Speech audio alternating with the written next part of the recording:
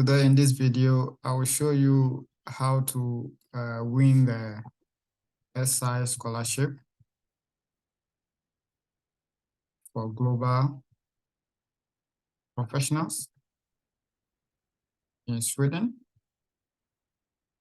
Now, what we need to know is that in terms of the SI scholarship, there are forms that one needs to fill. So SI gives a template, and this template involves work experience,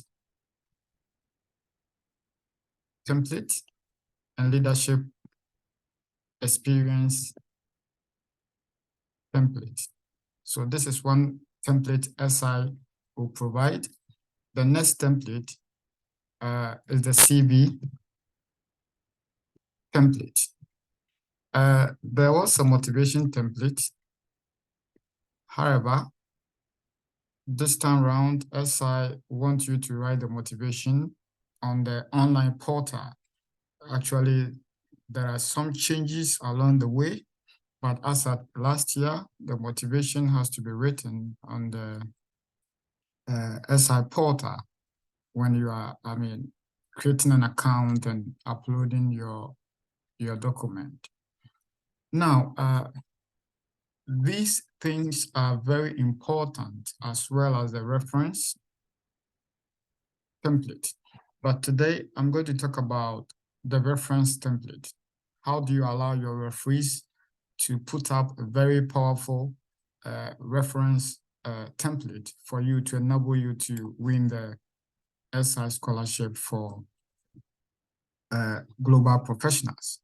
So I have with me the reference template. This is it, which you have to read the instructions very carefully so that you do not make any mistakes. Now, one thing about the reference form is that you don't need to allow your co-workers to, kind of endorse this reference form for you. Your family members cannot be a referee, and then individuals who may in one way or the other demand compensation, they cannot do this reference form for you.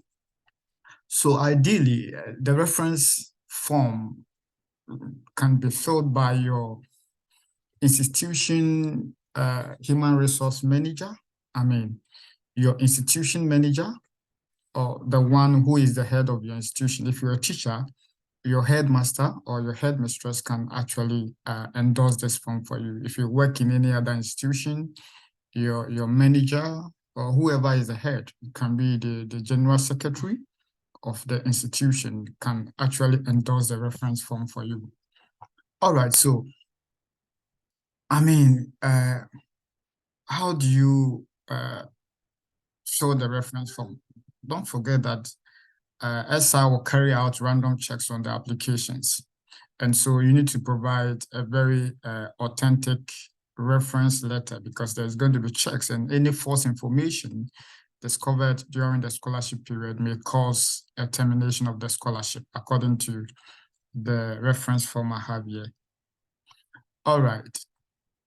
Now, let's go ahead. So actually, this is just a guideline for you to know about how you're going to do it. Now, the first thing is to, put down your name here.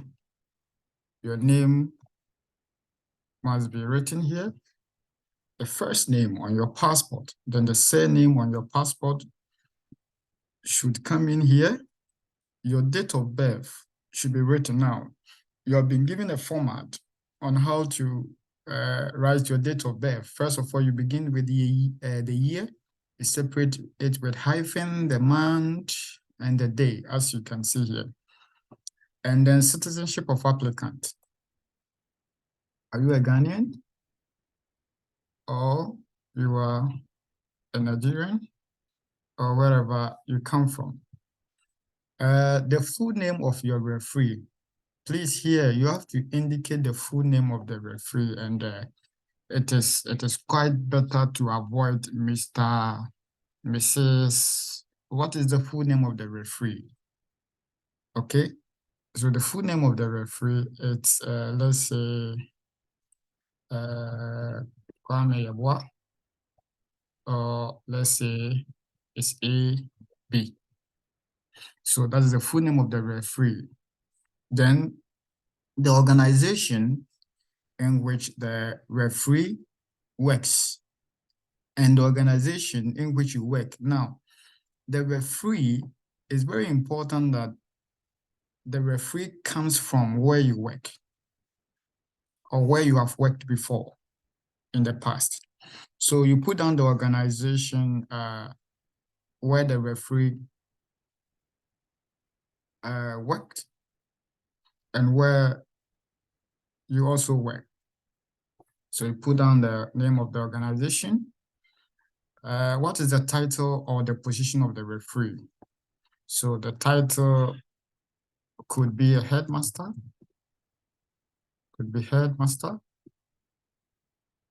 or maybe could be general manager, or maybe you want to put up maybe general secretary. I mean, depending on the organization in which you work. Okay. Or can be branch manager. Okay. Now, the email address of the referee, you put it here. Telephone number of the referee. Please, you have to, indicate the country code. So for instance, if it is Ghana, the country code, you put it there, then you follow it with your number. Okay, so country code first, then your number follows. What is the letter of reference based on? Okay, you click this menu, you see so many items here. So your reference letter is based on employment. Are you employed in the company? If you're employed, that is, you choose employment. Was it involved in networks or civil society organization? I mean, some of you joined some kind of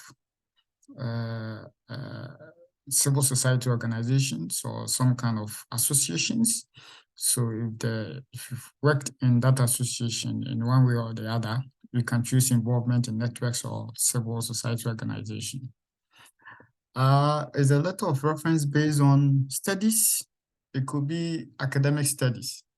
It could be, that you actually embarked on one thing in an organization. For instance, maybe you were a teaching assistant or something. I mean, you can choose studies. Volunteering, maybe you volunteered in an organization. So the letter of reference could be based on volunteering. Okay. If it is internship, maybe you were in school during some kind of vacations, you undergo some kind of internship in some places, you can choose internship. If it is student organization work, maybe you were in school and you were involved in one form of work or any other stuff, you can choose student organization work. Now, that is your referee is actually, kind of filling this for you. So there's a question here. In what capacity do you know the applicant? So the referee has been asked this question, that in what capacity do you know the applicant? So maybe the applicant is working, that is currently, is working as a mathematics teacher. Or if it is in the past, then you can say, the referee can say the applicant worked as mathematics teacher. Okay, good. And so there are so many ways the referee can put this form. of the question. So how long has the applicant been working or studying with you at the organization? How long has the applicant been studying in the organization? Please, you're not supposed to put in things like 2 years or 5 years. How long in terms of years? Please, you have been shown how to calculate this, which I'll be showing in other videos. So you have to, kind of follow the calculations. The guidelines ESA has been given to you in terms of converting the number of years you have worked in the organization into hours. Okay, so maybe it could be 6,000 hours.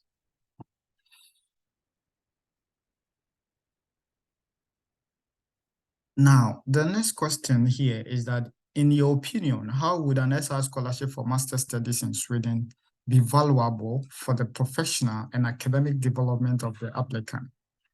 Now,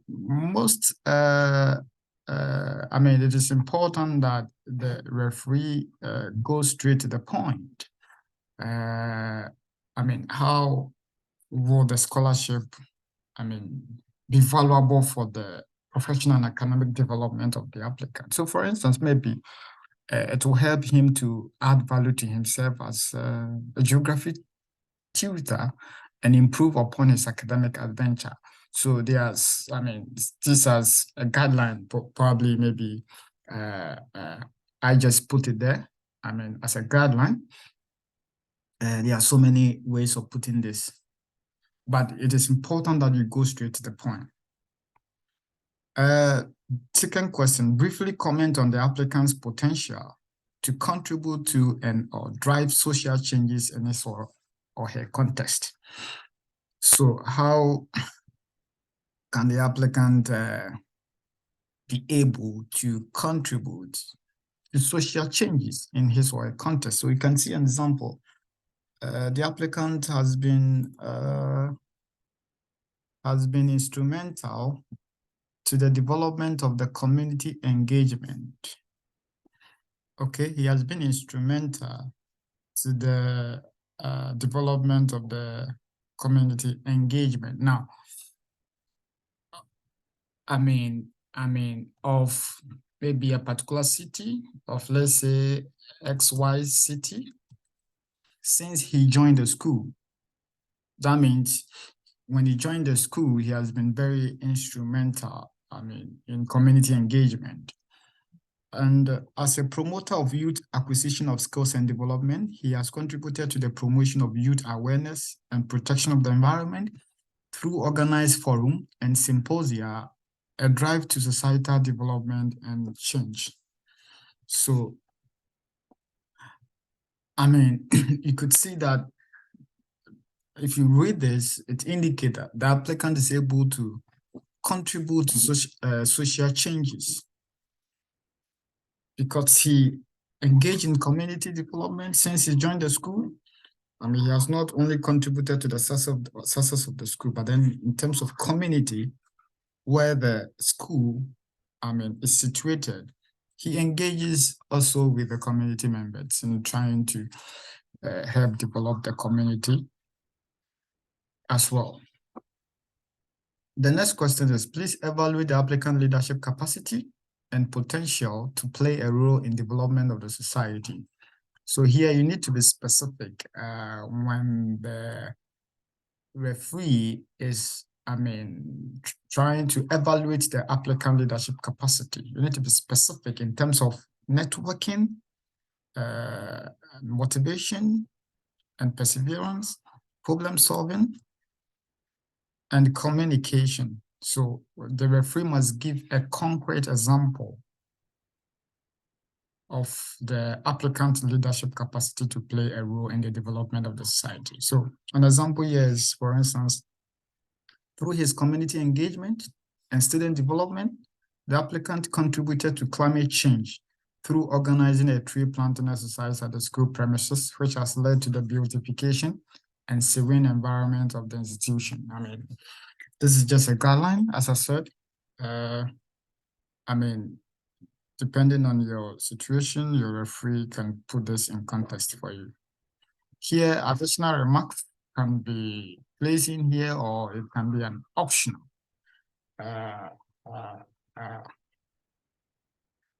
Now, I mean, this actually is a guideline, but depending on how each year the question may be put, it depends on how you the referee actually addresses this in the context,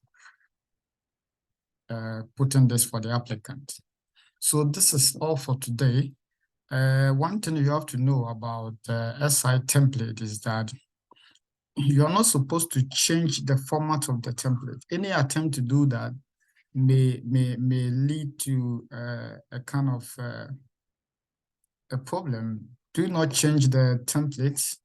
What you need to do, or what the referee needs to do, is to just fill in the boxes provided in here, and not to do some kind of formatting or whatever, which can cause a change of the form. Thank you for watching. Don't forget to subscribe to the channel to get more videos.